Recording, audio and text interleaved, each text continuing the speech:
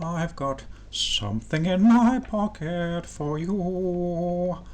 I've got something in my pocket for you. Do you remember Caroline and Liz talking about they disagreed with David Davis about Lucy being on shift? I'll play it.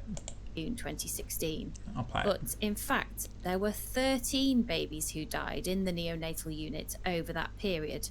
In other words, there were another 6 babies who died that weren't part of the case. Yeah. So David has said Lucy Letby was not on duty for most of these deaths, when in fact we know that she was. And we know this because we've seen the full thematic review that Arian Powell carried out.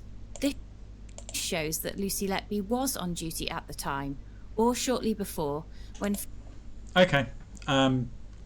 She's added the caveat, or shortly before. Sorry. 5 of those 6 other babies died. In other words, she was on duty for 12 out of the 13 deaths at the hospital that year. Now, I've managed to speak to Sir David. I missed the bit where they said they saw the thematic review. So, I'm not going to go back. You get the gist of it. And here is the chart from the thematic review. It was actually... So this is from the Thirlwall inquiry. There's actually 11 deaths. When I first saw this chart, I sort of dismissed it because I thought, oh, we've seen that hummingbird. Oh, no. This is a little different. Because the Operation Hummingbird chart had what they called suspicious events, which Breary added the collapses that Lucy was on shift for that skewered everything. But this is just the deaths, and there are 11 deaths. And granted, yeah, Lucy was on shift for 8 out of the 11, and the other, everyone else, I mean, the next one was, I think, under nurse 10, 1, 2, 3, 4 on duty for 4 deaths. You notice Caroline and Liz added this caveat of or on duty shortly before. I don't actually have the data for the word where she used shortly before. I mean, it says on duty before, so well, it would be shortly before, I guess. Yeah. Now, so they've added this caveat that would give Lucy an extra 2 to go by her name, I guess. But when I'm going to look at this chart in a minute, I'm going to tell you now why I'm going to dismiss the on duty before when I'm looking at this data, because on all of the indictments, none of them, all of the indictments, so her alleged modus operandi, even though it seemed to be changing, none of them were saying that she had done something to a baby that would cause it to have like a slow death. Oh, I guess that they did mention. Oh, there was that baby K actually, where they said she pulled a tube out or something on the 25-week-old one. But yeah, the insulin poisoning, although that could have happened before she was on shift, it wouldn't necessarily be because they allege that she poisoned the bags. It wouldn't necessarily be the shift before, so she could have done it any time. But basically, just to make things a bit easier to look at, I'm gonna look at only deaths while on shift. I mean, if we were saying the so-called murderer, let's presume there's a murderer, and their way of working was to injure the baby on the shift before. Lucy, like I say, Lucy she only gets 2 marks, which is probably less. Yeah, there you go, less than most other nurses. I mean, even this guy woman was on secondment. So I mean, that would look in her favour if we were looking at if the MO. There's 1, 2. Oh, someone's got 4 on the shift before for that one. So I mean, if we were looking at if we were being suspicious for the person who's on shift before, then that would be Lucy way off the hook. But for the thing that stands out is we're going to look at on duty at the time of death. But one thing I'm interested in, so we've got at the top here child A, C, D, E, and the others. INS means insignificant and something else, but they're not to do with the indictments. Child I, and then the rest are insignificant. So what did I write down there? So there's a total of 11 deaths. 5 were apparently Lucy murdered. So 6 were non-related to Lucy murdering, apparently. Now, according to previous stats and what we heard, it was normal for there to be 0 to 3 deaths per year. I'm not actually sure what. It doesn't say here the dates here that this covers, annoyingly, and they only call it. They don't describe what this actual chart is in the inquiry, so it's a little bit irritating. But we heard that it was normal to have 0 deaths to 3 deaths.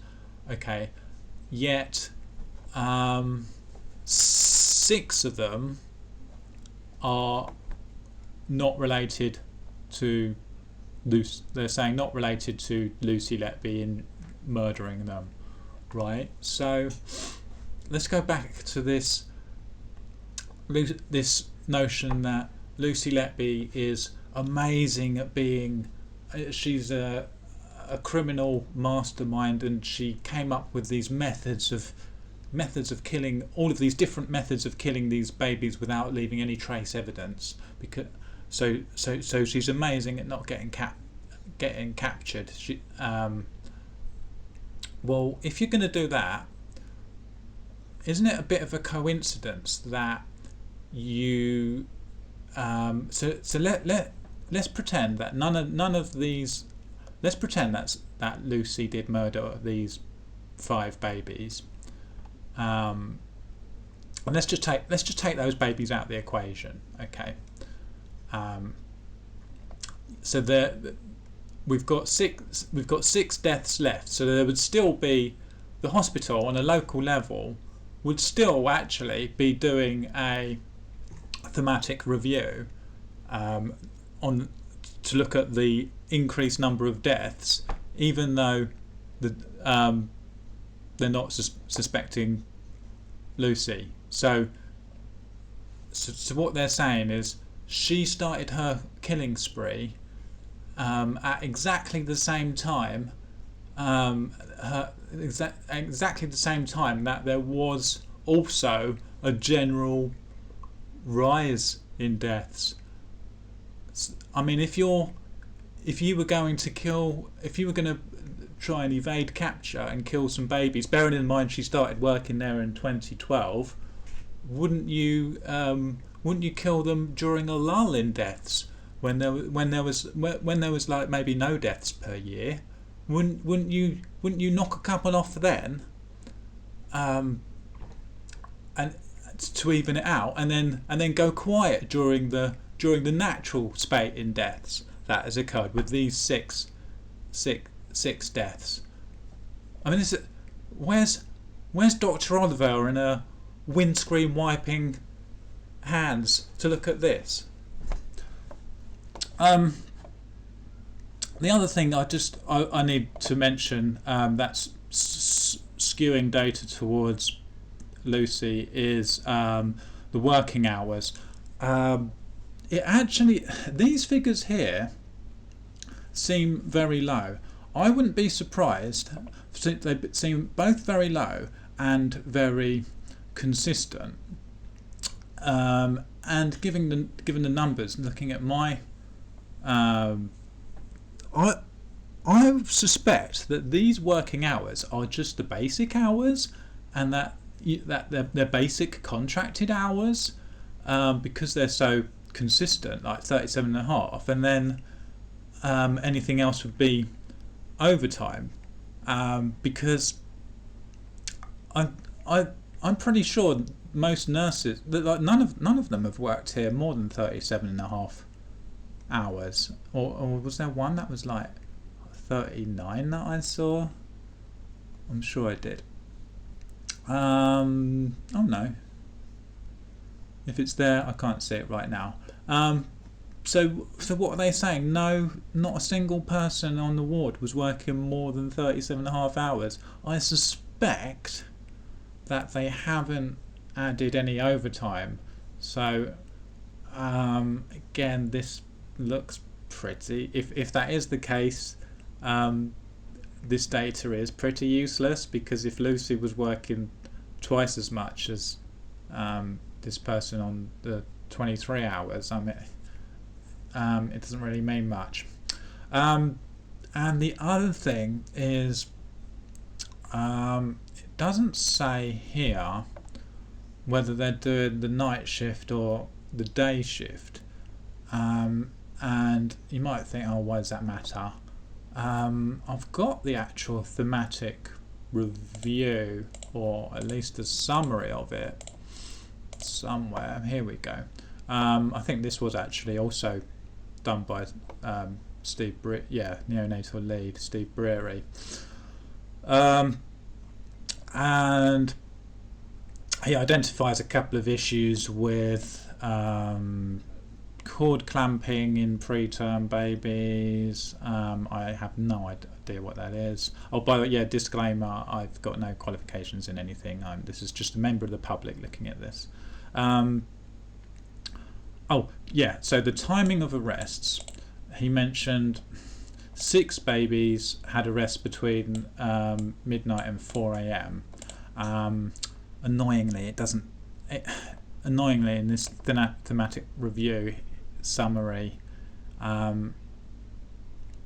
it just says there was a higher expected mortality rate, and it doesn't actually tell us the total number, but I'll take it was the 11 that they're talking about.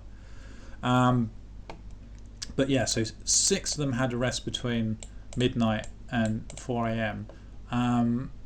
Just a quick Google on what is the average time that babies would die or whatever. I came across sudden infant death syndrome and the time of death, factors associated with night and daytime of death, and majority of sudden infant deaths, 83% occurred during nighttime sleep. So I would say naturally, and also according to, naturally, there's a higher chance of baby, I'll say, collapsing at night. And I'm pretty sure we know Lucy was working on the night shift, because it said they were thinking about putting her back onto the day shift. So she was on shift for 8 out of the 11 deaths, and then the next nurse, or next person. It didn't actually state. The next one at highest I could find was 4. They were on duty for 4 of the deaths. So this is what she got pulled off the ward for. Are the chances of her being on shift for 8 out of 11, bearing in mind whoever was on shift for 4 out of 11 didn't even get a passing glance, is the leap from 4 out of 11 to 8 out of 11? Again, we don't know. I don't know whether or not the doctor or nurse who was on shift for 4 was working day or night. I couldn't reverse engineer that from the data that I had, but knowing without the information of the overtime and without the information of what other staff were on day or night, is the difference between 4 out of 11 to 8 out of 11, are the chances of that so astronomically impossible as to shred the coroner's reports on the baby's deaths as pointless, and that these were obviously murders? I suspect not. I'd have to get a statistician to look at it. I mean, so astronomically impossible to be on shift for 8 out of 11, even without these extra factors of her possibly doing overtime not being listed, and her being working at night, which has got a higher chance of a baby, a lot higher chance of a baby dying. Is it so astronomical to have 8 out of 11 compared to not even worth looking at 4 out of 11? I need to get maybe Justice by Numbers to take a look at it, because I'm no good at maths. A couple of other things of interest. What did I find? I've got here the Datix report for child C. Again, so child C was probably air. It's all about, yeah, everyone knows a gastric tube. Okay, whatever. What did I do with that Datix report? Okay. I can't actually see Lucy's name on here at all. But what I did find of interest was it was 800 grams. Mum had high risk factors. Blah blah blah. Baby, high risk, but no, let's remember, perfectly stable, and they never collapse, except they put baby high risk. And they had no idea, they had absolutely no idea why this baby collapsed, apart from all of this. And where did it say? Went into respiratory delay. Oh, come on, where did I see it? Okay, here it was. Awaiting post-mortem, but likely acute bowel distension / sepsis. But apart from that, they got no idea why this perfectly healthy baby, who was at no way at high risk, must have been murder. That's all. Thank you.